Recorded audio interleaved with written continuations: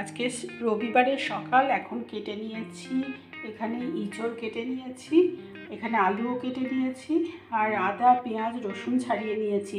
আলু কেটে জলে ভিজিয়ে রেখেছি, ইঁচড়টাও কেটে জলে ভিজিয়ে রেখেছি। এগুলো ধুলাম, ওই জলটা ফেলে এবার মিক্সিতে এটা পেস্ট করে নেব। এই যে এখানে মিক্সি জার, আর এই ইঁচড়টা কুকারের মধ্যে দিয়ে একটু ভাপিয়ে নেব। তাহলে আর কি ইঁচড় রান্না কীভাবে আমি করি এই রেসিপিটা আপনাদের সাথে শেয়ার করব। তাহলে পুরো ভিডিওটা সাথে থাকুন, দেখুন, আশা করছি ভালো লাগবে। আর আবারও বলছি, যদি আমার ভিডিওগুলো আপনাদের ভালো লাগে তাহলে অবশ্যই কিন্তু চ্যানেলটাকে সাবস্ক্রাইব করে আমার পাশে থাকবেন। আর লাইক শেয়ার কমেন্ট করতেও কিন্তু প্লিজ ভুলবেন না। এই ইঁচড়টা আমি এবার কুকারে দিয়ে দিচ্ছি।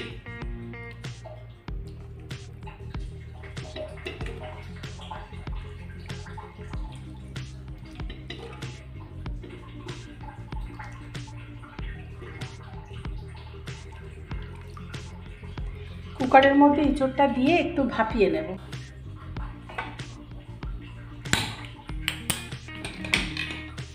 এই ইঁচড়টা আমি সেদ্ধ হতে বসিয়ে দিই। এখানে আদা পেঁয়াজ রসুন টমেটো কাঁচা লঙ্কা সব আমি একসাথে মিক্সিতে পেস্ট করে নেব।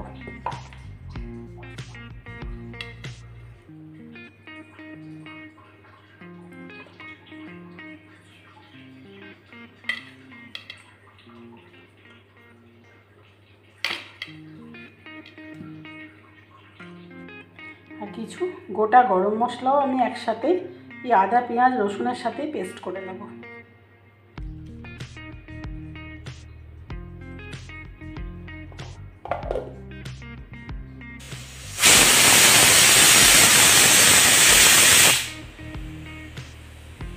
এখানে আমি কড়াইয়ে তেল দিয়ে কড়াই বসিয়ে দিয়েছি, আর এদিকে মশলাটা করে নিয়েছি।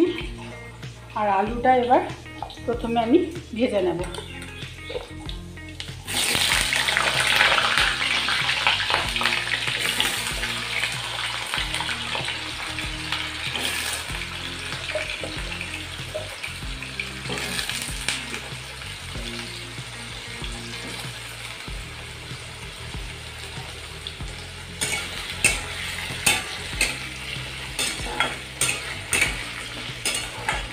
আর এইদিকে আলুটা ভাজার সময়তেই আমি একটু নুন দিয়ে দেবো, তাহলে কি আলুর মধ্যে নুনটা ভালো করে ঢোকে, আর রান্নাটা যখন হয় তারপরে সেটাও ভালো লাগে। আর এই আলু ভাজার সময়তেই আমি দুটো তেজপাতাও দিয়ে দিলাম। আলুটা প্রায় আমার লাল লাল করে ভাজা হয়ে গেছে। এরপর আমি বাকি মশলাগুলো দিয়ে দেবো। প্রথমে আমি দিয়ে দিচ্ছি এই বেটে রাখা মশলাটা।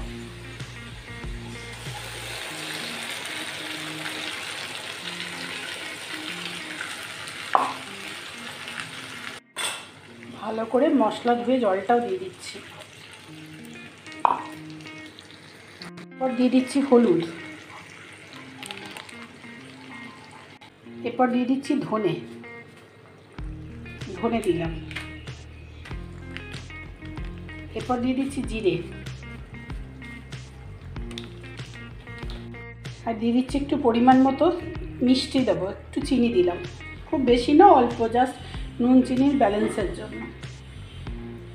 এরপরে এই মশলাটা ভালো করে আগে কষে নেব।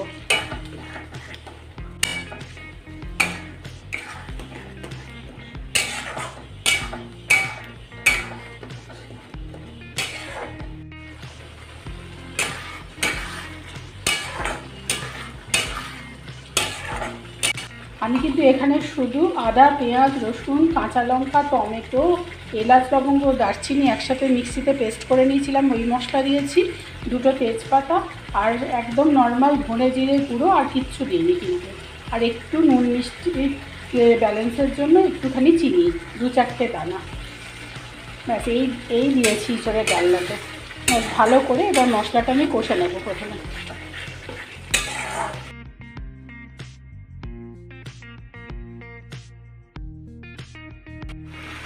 আর এদিকে ইঁচড়টা আমি ভাপিয়ে নিয়েছিলাম, কুকার থেকে ঢেলে নিয়েছি বাটিতে।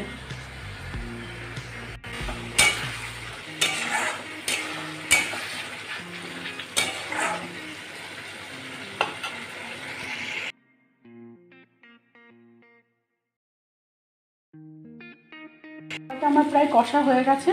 এবার আমি ইঁচড়টা দিয়ে দেবো।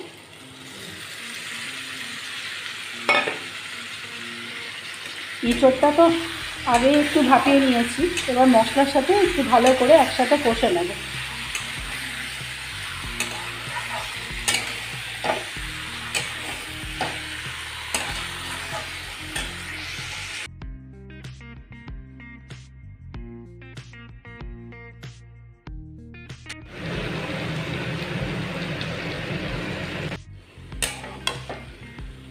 আমি এখানে কোনো গুঁড়ো লঙ্কা ইউজ করিনি, পুরো রান্নাটাই কাঁচা লঙ্কা দিয়েই করলাম। শুকনো লঙ্কা গুঁড়ো ইউজ করা উচিত না, শরীরের জন্য ভালোও না খুব একটা খাওয়া বেশি।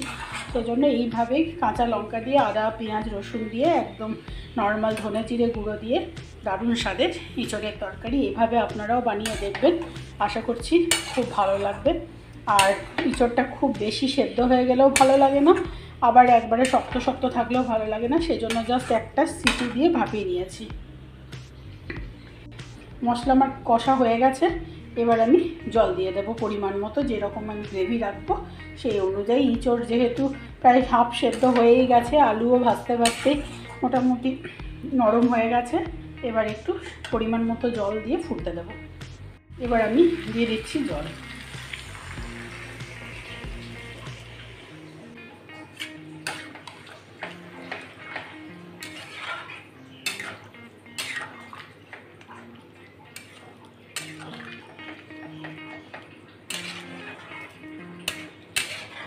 এবার জল দিয়ে আমি ঢেকে দেবো, কিছুক্ষণ ফুটতে দেব।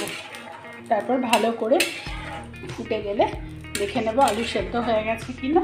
নামানোর আগে ঘি দিয়ে নামিয়ে দেবো। আর গরম মশলা তো আমি আগেই মিক্সিতে বেটে নিয়েছিলাম একসাথে, আদা পেঁয়াজ রসুনের সাথে এলাচ লবঙ্গ দারচিনি, তাই নামানোর আগে শুধু ঘি দিয়ে নামিয়ে দেবো।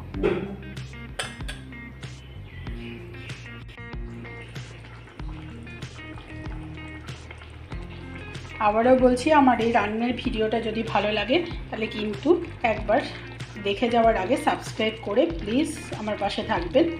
আশা করছি আপনাদের ভালো লাগবে। আর লাইক শেয়ার কমেন্ট করতেও প্লিজ ভুলবেন না।